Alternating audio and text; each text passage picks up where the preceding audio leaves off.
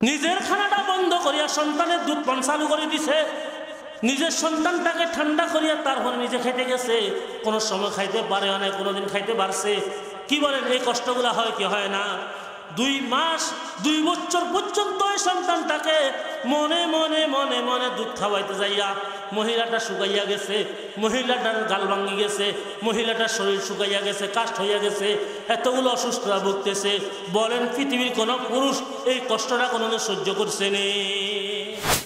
এই 3টা কষ্ট বেশির থেকে বেশি একটা পুরুষ একটা সন্তানটাকে পায়খানা করলে ধুইয়া দিতে পারে, পরিষ্কার করে দিতে পারে, কিন্তু যে 3টা বিষয় বলছি এই 3টা পুরুষ 3টা কাজ কোনো পুরুষ জীবনে করেন করতে পারবে? এই জন্য রাসূল আকরাম সাল্লাল্লাহু আলাইহি ওয়াসাল্লাম বলেন উম্মুকা, তোমার মা। সুম্মা মান, ক্বালা রাসূলুল্লাহ সাল্লাল্লাহু আলাইহি ওয়াসাল্লাম উম্মুকা, সুম্মা মান, ক্বালা রাসূলুল্লাহ উম্মুকা। 3বার প্রশ্ন করার পরে মায়ের কথা কয়বার বলছেন?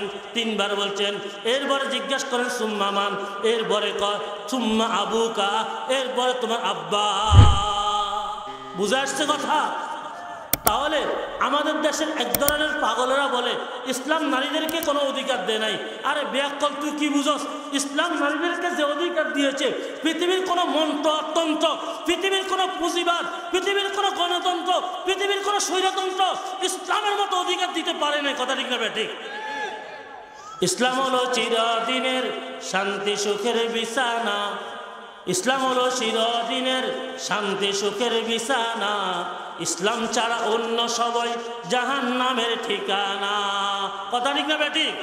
এই জন্য শান্তির ঠিকানা, শান্তির একমাত্র পথ যেটা দেখাইছে একমাত্র ইসলামে দেখাইছে। কথা ঠিক না বেঠিক? যাই হোক, আমি ইসলামের নারীদের অধিকার বর্ণনা করার উদ্দেশ্য না, আমি যেটা বলতেছিলাম আমাদের আম্মা আব্বারা আজকে কত কষ্ট করতেছে সন্তানের জন্য, কিন্তু সন্তানরা তাদেরকে কোনো মূল্যায়ন করে না। এরপরে আসেন আরেক হাদিসটা শুনাই। ক্বালা রাসূলুল্লাহ সাল্লাল্লাহু আলাইহি ওয়াসাল্লাম সালাসুন দাওয়াতুন মুস্তাজাবুন লা শাক্কা ফীহিন্না দাওয়াতুল মুজলুম ওয়া দাওয়াতুল মুসাফির ওয়া দাওয়াতুল ওয়ালিদাইন। রাসূল করিম সাল্লাল্লাহু আলাইহি ওয়াসাল্লাম বলেন, হে আমার উম্মতরা ভালো করে শুনো, 3 প্রকারের লোকদের দোয়া বদদোয়া আল্লাহ পাক রব্বুল আলামিন কোনটাই ফিরাত দেন না, কবুল করিয়া নেন। 1 নম্বর মুসাফির। 1 নম্বর কে? মুসাফির। মুসাফির অবস্থায় দোয়া করলে কবুল হইয়া যায়, বদদোয়া করলে কবুল হইয়া যায়। 2 নম্বর দাওয়াতুল মজলুম, মজলুমের দোয়া, মজলুমের বদদোয়া। মজলুম যদি কেউ হয়ে যায়, মজলুমের বদদোয়া আল্লাহ পাক ফিরাত দেন না। কোন মুসলমান যদি জালেম হয়, কোন কাফের যদি মজলুম হয়, আল্লাহ কাফেরের পক্ষে, ওই মুসলমানের পক্ষে না। আল্লাহ সবসময় মজলুমের পক্ষে রাখেন। কার পক্ষে থাকেন? মজলুমের পক্ষে। জালেমের পক্ষে আল্লাহ থাকেন না। বুঝে আসছে না কথা? 3 নম্বর দাওয়াতুল ওয়ালিদাইন, মা বাবার দোয়া বদদোয়া। রাসূল করিম সাল্লাল্লাহু আলাইহি ওয়াসাল্লাম বলেন, এই মা বাবার মুখের উপর আর সোয়া জমিন নিচে কোনো পর্দা নাই, কোনো পর্দা নাই। দোয়া করলেও কবুল হইয়া যায়, বদদোয়া করলেও কবুল হইয়া যায়। বুঝে আসছে কথা? এই জন্যই ও যুবক ভাইরা, না বুঝি ভুল করছেন, গরমাগরমি করছেন, আল্লাহর ওয়াস্তে আপনি যদি বলেন হুজুর আমার পা ধরা দরকার, পা ধরি বলবো, আল্লাহর ওয়াস্তে আজকে যাইয়া মা বাবাকে বলবেন আমি আগে বুঝি নাই, আমারে মাফ করে দেন, আম্মা আরে মাফ করে দেন, আমি আর আজকে থেকে উল্টা করব না, আমারে মাফ করে দেন। এমন কোনো শক্ত মা বাবা নাই, বিশেষ করে এমন কোনো শক্ত কঠোর মা নাই যে সন্তান মাফ চাওয়ার পরে মাফ করবে না। কথা ঠিক না বেঠিক? ও দোস্ত আবাব, এই জন্যই মা বাবার দোয়া বদদোয়া রাসূল আকরাম সাল্লাল্লাহু আলাইহি ওয়াসাল্লাম বলেন তোমরা হুঁশিয়ার থাকবা, হুঁশিয়ার থাকবা। মা বাবা দোয়া করলেও কবুল হইয়া যায়, মা বাবা বদদোয়া করলেও কবুল হইয়া যায়। মুসা আলাইহিস সালাম ছিল আবেগী পয়গম্বর, বড় আবেগী পয়গম্বর ছিল মুসা আলাইহিস সালাম। মাঝে মাঝে আল্লাহকে অনেকগুলো আবেগী কথা বলতেন। একদিন আবেগী একটা প্রশ্ন করলেন, আল্লাহ আমার সাথে জান্নাতে কে থাকবে? আমার সাথে জান্নাতে কে থাকবে? আল্লাহ পাক বলেন অমুক শহরের অমুক কসাই থাকবে। কথা না? অমুক শহরের অমুক কসাই। কসাই বুঝেননি কথা? যারা গরু জব করে গোস্ত বিক্রি করে কসাই বলে না, অমুক কসাই থাকবে। মুসা আলাইহিস সালাম আশ্চর্য গেলেন, আমি একজন পয়গম্বর, আমার সাথে কসাই থাকবে? কসাইর কি আমল দেখিয়ে আসতে হবে। মুসা আলাইহিস সালাম আস্তে আস্তে আস্তে আস্তে ওই শহরে গেলেন। ওই শহরে যাইয়া নাম জিজ্ঞাসা করে, ভাই আপনার নাম কি? প্রত্যেক কসাইকে একটা একটা নাম জিজ্ঞেস করতে করতে দেখা যায় একটা লোকের নাম মিলছে। আল্লাহ পাক যে নামের কথা বলছেন ওই নামটা মিলছে। বলে ভাই আমি দূর থেকে আসছি, আপনার সাথে আজকে একদিন থাকতে চাই। বলে কোনো সমস্যা নেই, থাকেন, আমি গোস্ত বিক্রি করিয়া বাড়ি যাব, আমার সাথে বাড়ি যাইয়েন। বলে ঠিক আছে। দেখা যায় কসাই গোস্ত বিক্রি শেষ, ছোট্ট একটা বোলটার মধ্যে সামান্য গোস্ত লইয়া বাড়িতে রওনা হয়ে গেছেন। বাড়ির যাইয়া কসাই এখন ঘরের মধ্যে ঢুকলেন। বলে মেহমান আপনি দূর থেকে আসছেন, আপনার নাস্তা পানি আমি ব্যবস্থা করব। আমার ওয়াইফ ঘরের মধ্যে নাই, আমার আম্মার জন্য খানা দানা আমি রেডি করতে হবে, আপনি কষ্ট করেই বসেন। এই কথা বলে বিছানায় গেল, গোস্তগুলা পাক করলো, রুটিগুলা বানাইলো, তারপরে মাকে ঘুম থেকে উঠাইলো। ডাক দিয়া কয়, মা উঠেন উঠেন আমি আসছি। এরপরে মার সামনে খানা নিয়ে গেল, গোস্ত দিয়া টুকরা দিয়া মার মুখে মুখে দিতেছে। আর মা কি যেন বলতেছে, আর কসাই হাসতেছে। কসাই হাসে। মুসা আলাইহিস সালাম দূর থেকে তাকাই দিছে। মুসা আলাইহিস সালাম তাকাই তাকাই তামাশা কি করে এরা। কিছুক্ষণ পরে পয়গম্বর মুসা আলাইহিস সালামের সামনে আসলেন। লোকটা কিন্তু এখনো জানে না ইনি যে পয়গম্বর, জামানার শ্রেষ্ঠ পয়গম্বর মুসা, পরিচয় জানে না। এই পর্যন্ত আসিয়া কয়, আপনার জন্য নাস্তা নিয়ে আসছি, আসেন নাস্তা করেন। বলে নাস্তা পরে দিয়া করব, আপনার থেকে একটা জানতে ইচ্ছে করে। বলে কি জানতে চায়? বলে আপনার মাকে আপনি খানা খাওয়াইলেন, আপনার মায়ে কানে কানে কি কইতেছে, আপনি হাসতেছেন, কারণটা কি? আপনি হাসতেছেন কারণটা কি, এটা কি জানতে চাই। আল্লাহু আকবার। মুসা আলাইহিস সালাম বলেন, মুসা আলাইহিস সালাম বলেন এই লোকটা আমার বয়ান করেন। আমার মায় যখন নাকি রুটিটা গোস্ত দিয়া মুখের মধ্যে উঠাই দিছি, আমার মায় আমার কানে কানে কয়, আয় আল্লাহ আমার পোলাটারে জামানার শ্রেষ্ঠ পয়গম্বর মুসার সাথে জান্নাতে থাকার তৌফিক দিও। তা আপনি হাসলেন যে? বল কোথায় পয়গম্বর মুসা, কোথায় আমি? আমি পয়গম্বর মুসার উম্মত বটে। আজ পর্যন্ত কোনোদিন পয়গম্বর মুসাকে দেখলাম না। কোথায় মুসার সাথে আমার সাক্ষাৎ হইল না। দুনিয়া জীবনে কোনোদিন মুসাকে দেখার তো তৌফিক হয় নাই। জান্নাতে কিভাবে মুসার সাথে রাখবো? এই জন্যই আম্মার এই অসম্ভব দোয়াটা শুনিয়া আমি হাসতেছি। আম্মার অসম্ভব দোয়াটা শুনিয়া আমি হাসতেছি। তখন মুসা আলাইহিস সালাম বলেন, ও কলিজার টুকরা সন্তান, আম্মার দোয়া অসম্ভব না, আমার আল্লাহর কাছে করা দোয়া অসম্ভব না। তুমি মুসাকে দুনিয়াতে দেখতে চাও বলে দেখতে চাই, বলে দেরি করার দরকার নাই, আমি সামনে বসা আছি, আমি তোমার সেই পয়গম্বর মুসা। আর তুমি যে তোমার আম্মা যে দোয়া করছে তোমার জন্য, শ্রেষ্ঠ পয়গম্বর জামানার মুসার সাথে তোমাকে জান্নাতে থাকতে, এটাও মঞ্জুর হইয়া গেছে। আমি কালকে রাতে আল্লাহ পাকের সাথে কথাবার্তা হয়েছে, আমার সাথে আল্লাহ পাকের ওহীর মাধ্যমে, জিবরাইল আলাইহিস সালামের মাধ্যমে কথাবার্তা হয়েছে। আল্লাহ পাক বলছেন তুমি নাকি আমার সাথে জান্নাতে থাকবা। কোন কারণে থাকবা এই কথাটা আমার বুঝে আসে নাই, জানার জন্য এখানে আসলাম। এখন দেখা যায় তোমার আম্মার দোয়ায় তুমি পয়গম্বর, শ্রেষ্ঠ জামানার পয়গম্বর মুসার সাথে তুমি জান্নাতে থাকবা। এই জন্য দোস্ত আবাব এই কথা বুঝাতে চাইলাম, মা বাবার দোয়াও কবুল, বদ দোয়াও কবুল। কোনোরকম মা বাবার সাথে, ও দোস্ত আবাব আপনার বয়স 60 হইতে পারে, 70 হইতে পারে, কিন্তু মা বাবার সামনে তিফলে মুক্তবের বাচ্চার মতো থাকবেন। ছোট ছোট নিম্ন নিম্ন কথা বলবেন, হাসাই হাসাই মজাক করে কথা বলবেন। মার জন্য যেটা প্রিয় খানা সেটা নিয়ে যাবেন। আর মা বললেন, মা এটা আমি তালাশ করে আনছি, আজকে মজা করে আপনাকে খাওয়াবো। দেখবেন খাওয়ানোর আগে মা খুশি হইয়া যাবে। মা কি হইয়া যাবে? আল্লাহু আকবার। উজানির পিসাব মাওলানা হযরত মাওলানা মুবারক করিম সাহেব রহমতুল্লাহর নাম শুনছেননি? আল্লাহু আকবার। একদিন এক মাহফিলে যাইতেছে, ওনার ছেলে বর্তমান পিসাব মাওলানা আশেক আলা হিসাব একই মাহফিলে যাবে গাড়ি করি যাইতে লাগি। একটা বাজারের মধ্যে গাড়িটা আটকে গেছে। ডাইনে তাকায় বামে তাকায় দেখতেছে এক পাশে দিয়ে বাইং মাছ বেছেন। এক লোকে কি বেছেন? বাইং মাছ, বুঝেন তো, বাইং মাছ বেছেন। এখন ফিসাবে কছে, আশেক আলা হিসাবে ছেলেরা কছে, তুই মাহফিলে যা গো, গাড়ি লই যা, আয় আর মাহফিলে যেতাম নয় যাবার যাম গই। কি আরে আপনার যেতেন ন কোনা, আজকে যেতাম না, তুই যাইলে তোর আমার পক্ষ তো তোরে ভাড়াইছি কইস, আয় যেতাম না।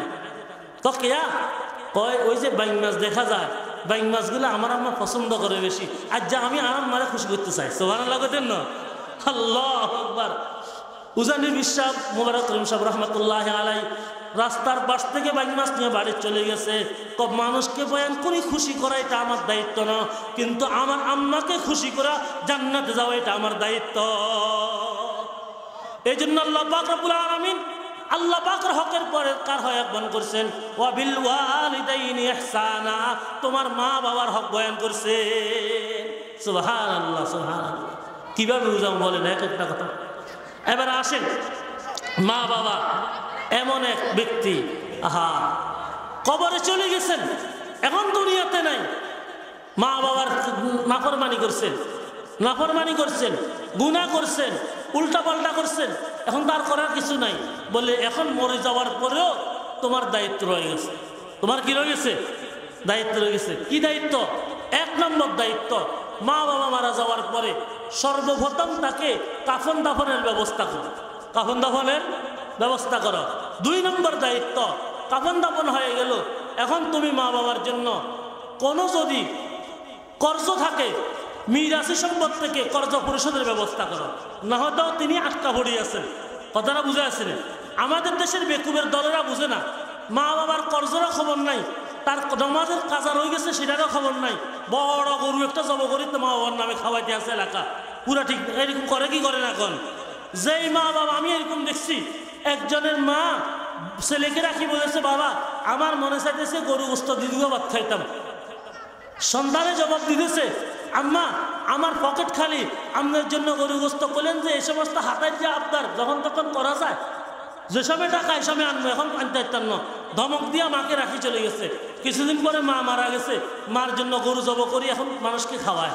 আচ্ছা বলেন, যে মার মনে চাইছিল 1 কেজি গরু গোস্ত খাবেন লাই, মাকে 1 কেজি গরু গোস্ত খাওয়ায় খুশি করতে পারল না, মা মারা যাওয়ার পরে এক বিশাল এক গরু মানুষকে খাওয়াইয়া লাভ হবে কোনো? এই জন্য দোস্ত আবাব এই কথাই বুঝাইতে চাইলাম, মা মারা গেছে, বাবা মারা গেছে, 1 নম্বর করণীয় তাদের কাফন দাফনের ব্যবস্থা করেন। 2 নম্বর তাদেরকে কর্জমুক্ত করেন। 3 নম্বর তাদের নামাজ রোজা কাফারা থাকি যায়, নামাজ রোজার কাজা কাফারা ওইগুলো আদায় করেন। নামাজ রোজার কাফারা আদায়ের পরে 4 নম্বর দায়িত্ব, মা বাবার জন্য এমন কিছু কাজ করেন যেটার দ্বারাই মা বাবা 24 ঘন্টা কবরের মধ্যে সওয়াব পায়। এটাকে বলা ইসালে সওয়াব। এটা কি বলে? ইসালে সব। খাওয়াইছেন তো 1 ঘন্টা খাইছে, মানুষ খুশি হয়ে চলে গেছে, এটা অস্থায়ী। কিন্তু একটা মাদ্রাসার জন্য, একটা মসজিদের জন্য মসজিদ করে দিলেন, মা বাবার ইসালে সবাই জন্য একটা পোল করে দিলেন, ব্রিজ করে দিলেন, একটা মানুষের জন্য কিতাব কিনে দিলেন, একটা মাদ্রাসার জন্য বোর্ডিংয়ের জন্য স্থায়ীভাবে কিছু করে দিলেন, তাহলে এটা যতদিন থাকবে ততদিন তার কবরের মধ্যে সব যাবে কি যাবে না বলেন না? আজকে মানা নুরুল্লাহ সাহেব রহমতুল্লাহ আলাই, সুফি নুরুল্লাহ সাহেব যে মারা গেছে, এখানে ওনার উসিলা করে মাহফিল হইতেছে, এখানে যতগুলো নেকি হবে তার রুহের মধ্যে যাবে কি যাবে না বলেন না? ওনার সুযোগ্য নাতিরা এখনো পর্যন্ত এই মাহফিলটা ধরে রেখেছে তার ইসালে সওয়াবের জন্য। এই জন্য আমরা দোয়া করি, আল্লাহ পাক হুজুরকে জিন্দিগির সকল গুনাহগুলো মাফ করে দেন এবং তার কবরকে জান্নাতের সাথে সম্পর্ক করে দেন, তার কবরের মধ্যে জান্নাতের বিছনা বিছাইয়া দেন। আয় আল্লাহ, তার মর্যাদাকে তুমি সর্বোচ্চ মাকাম দান করেন। আমিন বলেন, আমিন বলেন। বুঝে আসছে না কথা? এখন তাহলে মা বাবা মরে যাওয়ার পরে দায়িত্ব কি? মা বাবার জন্য দোয়া কর, রাব্বির হামহুমা কামা রাব্বায়ানি সগীরা। দোয়া করবো তো ইনশাআল্লাহ। এবার আসেন, কথায় কথা আসে। কিছুদিন আগে একটা পত্রিকায় একটা ঘটনা লিখছেন, ভিতরে কুমিল্লার একজন রিক্সা চালক, হঠাৎ মনে আসছে আমার, একজন রিক্সা চালক মনের মধ্যে স্বপ্ন, একটা মাত্র কলিজার টুকরা ছেলে, ছেলেটাকে শিক্ষিত বানাবে, ছেলেটাকে জ্ঞানী বানাবে। এই ছেলেটারে স্কুলের মধ্যে পড়াইছে, প্রাইমারিতে পড়াইছে, হাই স্কুলে পড়াইছে, কলেজের মধ্যে পড়াইছে, ভার্সিটিতে পড়াইছে, কাউকে বুঝতে দে নাই। রিক্সা চালাই চালাই চালাই চালাই চালাই চালাই সব টাকাগুলা জোগাড় করে দিত। আলহামদুলিল্লাহ, ছেলেটা নম্বরের মধ্যে ভালো, 5 টিয়ার নম্বরে ভালো পাস করছে, শেষ পর্যন্ত ভালো সার্টিফিকেট পাইছে। আর ওই সার্টিফিকেটের কারণে ঢাকাতে একটা বড় অফিসে তার চাকরি হয়ে গেছে। চাকরি যেহেতু হয়েছে, এখন পাশাপাশি আরেকজন পরিচিতর সাথে সম্পর্ক হইয়া একটা মেয়ের সাথে সম্পর্ক হইয়া গেছে।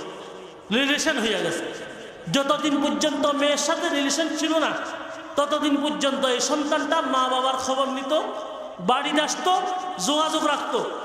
কিন্তু রিলেশনের কারণে এই সন্তানটা কিছুদিন পরে এই মেয়ের সাথে বিবাহ শাদী হয়ে গেছে, কোর্টে যাইয়া বিবাহ শাদী হয়ে গেছে, কিন্তু মা বাবা কিছু কি জানে না। 1 মাস 2 মাস 3 মাস 5 মাস আগে কথা বলতো, ফোনে যোগাযোগ করতো, এখন যোগাযোগ তো দূরের কথা, ফোন করলেও ধরে না।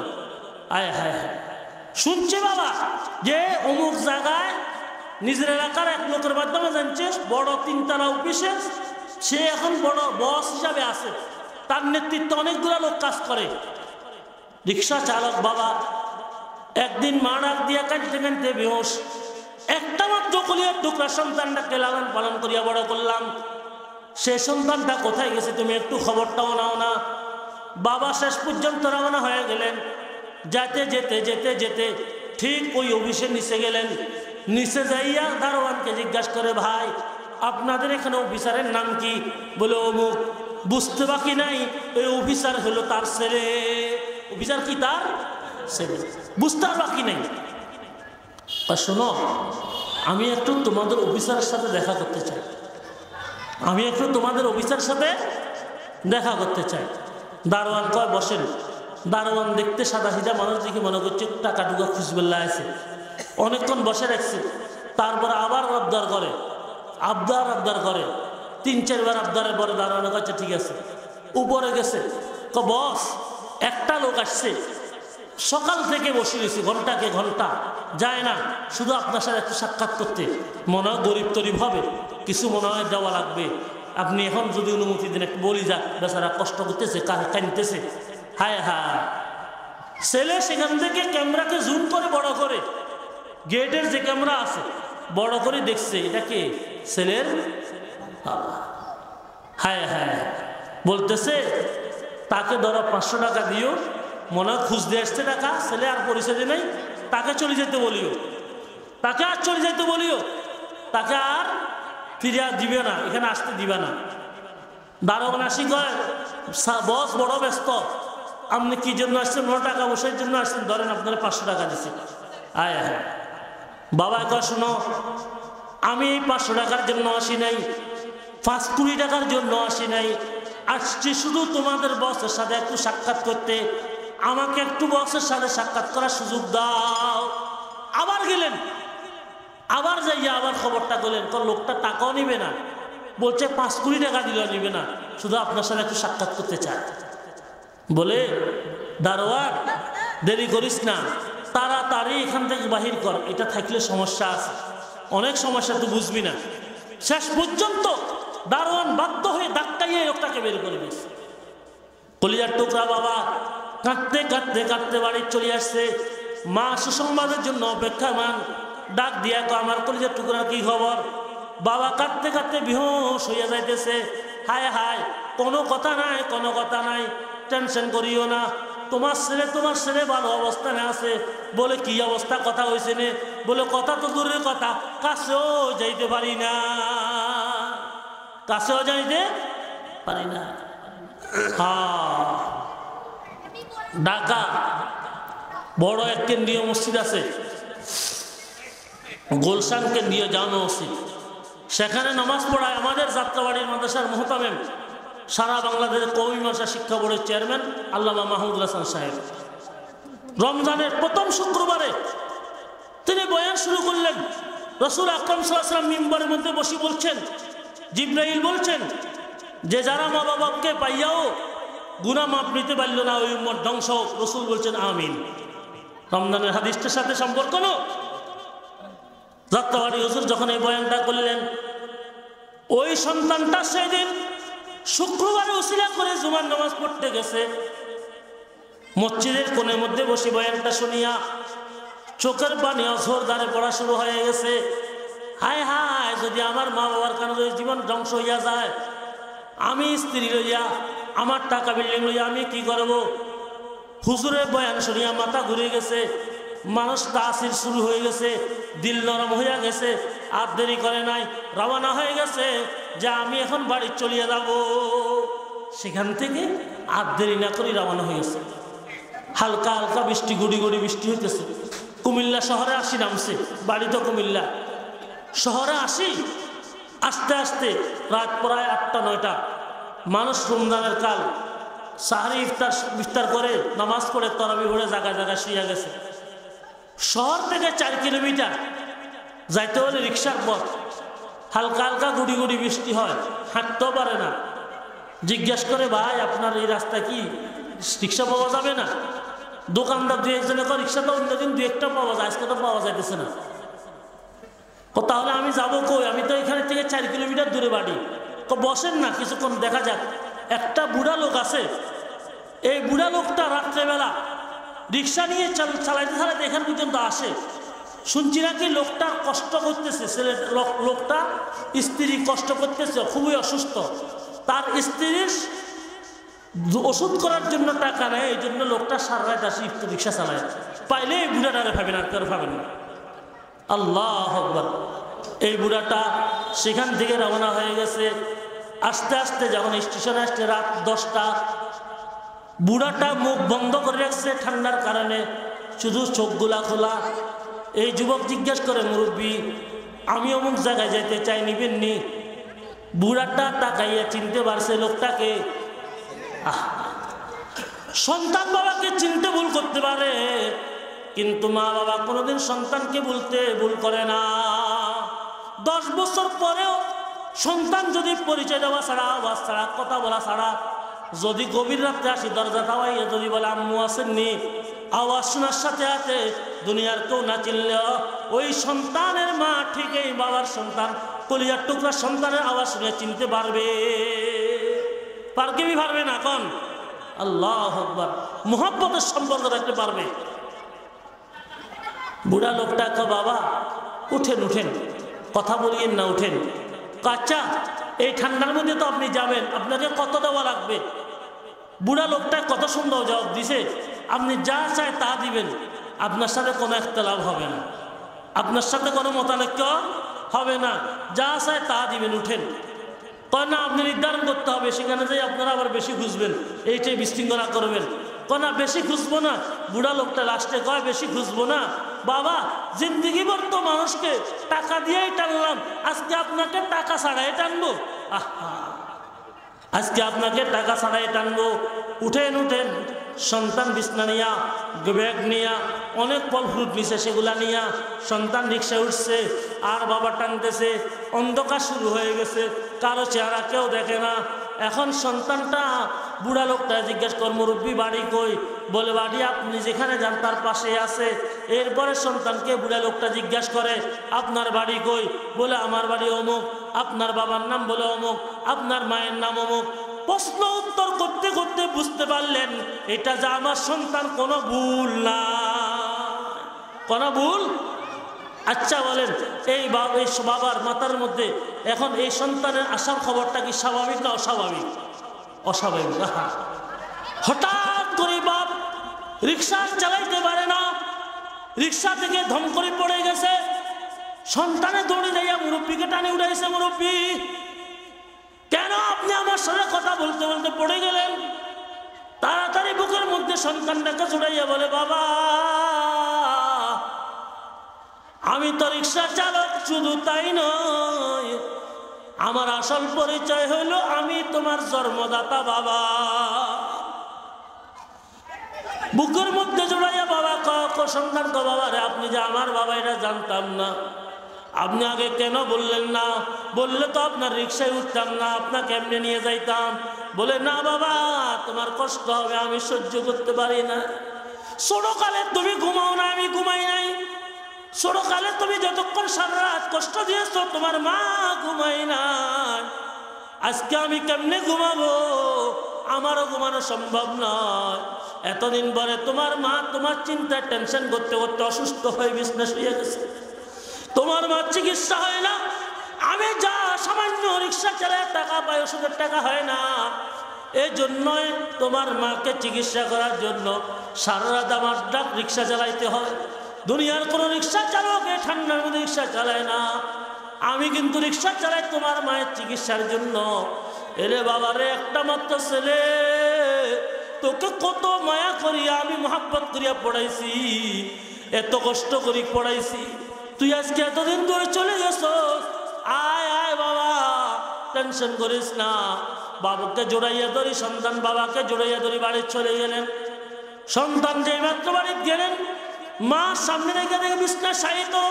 বাবা ডাক দিয়া স্ত্রী, ঘুম থেকে উঠো উঠো, তোমার সন্তান আসছে, সন্তান আসছে।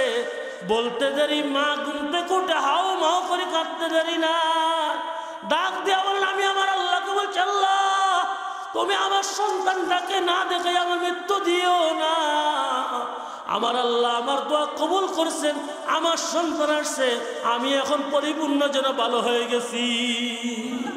খেদমতে মাদের বেদর কুন এখতিয়ার, খেদমতে মাদের বেদর কুন এখতিয়ার, তাকে বাসি দর্দ আলম বখতিয়ার। খেদমতে মাদের বেদর কুন সুবহ শাম, তাকে বাসি দর্দ আলম নেকে নাম, তাকে বাসি দর্দ আলম নেকে নাম। ও মুসলমান ভাইরা, আমার কথা ইতি জানতেছি, আর লম্বা আলোচনা করব না। কি বুঝলেন? আমার মা বাবার হক আমার উপর কত। আমি এতগুলো আয়াত ও হাদিসের দ্বারা আপনাদের সামনে আলোচনা করেছি। সার সংক্ষেপ কথাগুলোকে আবার আপনাদের সামনে বলি। মা বাবা যদি জীবিত থাকে তাহলে আমার উপর 8টি হক। বলেন, মা বাবা যদি দুনিয়া থাকে, জীবিত থাকে, আমার উপর কয়টি হক? 8টি হক। কয়টি? 8টি হক। আর মা বাবা যদি মারা যায় তাহলে আমার উপর 7টি হক। কয়টি হক? 7টি হক। কিতাবের মধ্যে লেখেন মোট মা বাবার 15টি হক জীবিত এবং মৃত অবস্থা আমার উপর রয়েছে। কথাটা বুঝাচ্ছে কথা? তাহলে আমি এক নম্বর বলি। 1 নম্বর হক, জীবিত অবস্থা পিতা মাতার প্রতি পরিপূর্ণ শ্রদ্ধাশীল হতে হবে। পরিপূর্ণ শ্রদ্ধাশীল হতে হবে। মা বাবার চেয়ে শ্রদ্ধার পাত্র পৃথিবীতে আর কেউ হইতেই পারে না। নম্বর 2, তাদেরকে মনে প্রাণে অন্তর থেকে ভালোবাসতে হবে। মনে মনে অন্তর থেকে ভালোবাসতে হবে। এরে দোস্ত, মা বাবাকে ভালোবাসবে না, কাকে ভালোবাসবা? দুনিয়ার এই ইতিহাস, এই দুনিয়ার সৌন্দর্য কার উসিলায় দেখছো? কার উসিলায়? এই মা বাবার উসিলায় না? মা বাবার উসিলায় দুনিয়া দেখছো। আজ মা বাবা নাই, তোমার কেমনে ওই মা বাবা দেওয়া সম্পদ ওই বাড়িতে তুমি রয়েছো, না হয়তো তুমি তো এই বাড়িতেও থাকতে পারতা না, দুনিয়াও দেখতে না। এই জন্য সবচেয়ে বেশি ভালোবাসবো কাকে? মা বাবাকে। নম্বর 3, তাদেরকে তারা যেটাই বলে মেনে চলবো। যে কথাটাই বলে মেনে চলবো, যদি আল্লাহ এবং রসুলের কথার বিপরীত না হয়। যদি আল্লাহ এবং রসুলের কথার বিপরীত না হয়। হ্যাঁ, যদি আল্লাহ রসুলের কথার বিপরীত হয়ে গেছে তারপরও মা বাবার সাথে ওই বিষয় নিয়ে ঝগড়া করা যাবে না, ধমকি দেওয়া যাবে না, বরং মা বাবাকে বোঝানোর চেষ্টা করতে হবে। বোঝানোর, যেমন একটা লোক কাফের মা বাবা, সে মুসলমান হয়ে গেছে, এখন বলে মা বাবা কাফের, বলে কাফের হইলেও সে তোমার জন্য সম্মানের পাত্রী, সে তোমার জন্য সম্মানের পাত্র। তোমার কাছে আসলে তুমি কাফের বলে তাদেরকে তিরস্কার করতে পারবে না, বেইজ্জত করতে পারবে না, মারতে পারবে না, যেহেতু তোমার মা বাবা তোমার জন্য সম্মানের পাত্রী। কথা ঠিক না বেঠিক? আল্লাহু আকবার। এরপরে 4 নম্বর, তাদেরকে খেদমত করতে হবে। তাদের কি করতে হবে? খেদমত। এবার সংক্ষেপে খেদমত কি করতে হবে, অনেক বিস্তারিত কথা, আমি সংক্ষেপে বলছি শুধু। তার 5 নম্বর, তাদের জরুরত পুরা করতে হবে। তাদের জরুরত পুরা করতে হবে। যা যা জরুরত আছে এগুলো আমরা পুরা করার চেষ্টা করব সন্তান হিসাবে। 6 নম্বর, তাদের চিন্তায় চিন্তিত থাকবো। তাদের চিন্তায় চিন্তিত থাকবো। তারা কোন জিনিস চায়, আমি কোন জিনিস চাই, আমার ব্রেনের সাথে তাদের সাথে মিলাইতে হবে। এক লোকে বাড়ির যান, তো কিয়া কিনছস? আমার আব্বাল্লা আমি কুঞ্জুর কিনছি। কুঞ্জুর বুঝিনি, কুশার বুঝিনি। তোর আব্বার বয়স কত? 90 বছর। দাঁত আছে রে? দাঁত একটাও নাই। আচ্ছা, এই মিথ্যা ভালোবাসার দরকার আছে এখন? মা বাবা কুশার খাইতে পারবে না, তুমি তার জন্য কুশার কিনো কেন? মা বাবা যেটা খাইতে পারে তার টেনশন হওয়া, তার চিন্তায় চিন্তিত হওয়া, এটাকে বলে। কথাটা বুঝা আছে না কথা? এরপরে 7 নম্বর, মা বাবাকে নিয়মিত সাক্ষাৎ করার ইবাদত মনে করতে হবে। আমি মা বাবাকে সাক্ষাৎ করব। অনেকে টাকা পয়সা ভাড়ায় দেখতে আসে না, না হুঁশিয়ার।